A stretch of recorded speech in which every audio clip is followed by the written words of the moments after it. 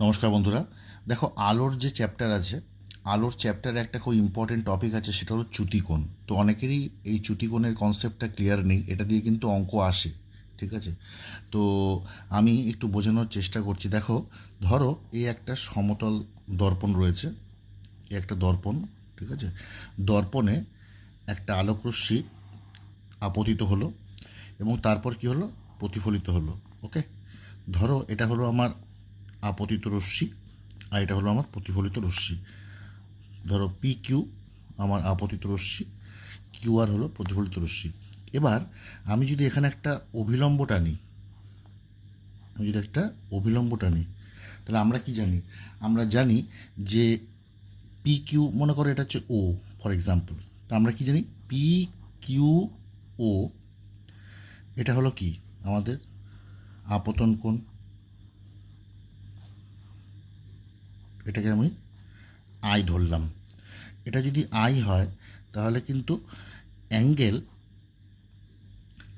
আর Q ও, এটাও কিন্তু I হবে।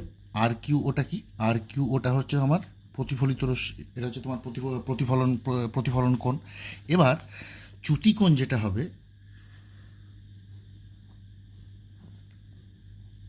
চ্যুতিকোণ ইকুয়াল টু ডেল্টা। আমি ডেল্টা দিয়ে এটাকে ডিনোট করি। দেখো চ্যুতিকোণটা কী করে হয়, ধরো যদি এই প্রতিফলকটা না থাকতো তাহলে রশ্মিটা কী হতো, এই দিক দিয়ে এই রশ্মিটা কী হতো, এই দিক দিয়ে বেরিয়ে যেত, তাই না? এই রশ্মিটা কী হতো, এই দিক দিয়ে বেরিয়ে যেত। তো যদি এই দিক দিয়ে বেরিয়ে যায়, এই যে অ্যাঙ্গেলটা, এটাকে বলা হচ্ছে আমার চ্যুতিকোণ, ডেল্টা।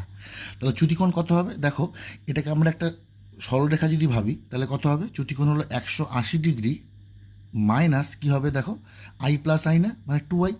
তার মানে এই যে ডেল্টা মানে চ্যুতিকোণ তাহলে কী হলো, 180 ডিগ্রি মাইনাস 2i হলো। তাহলে অঙ্ক কীরকম থাকবে?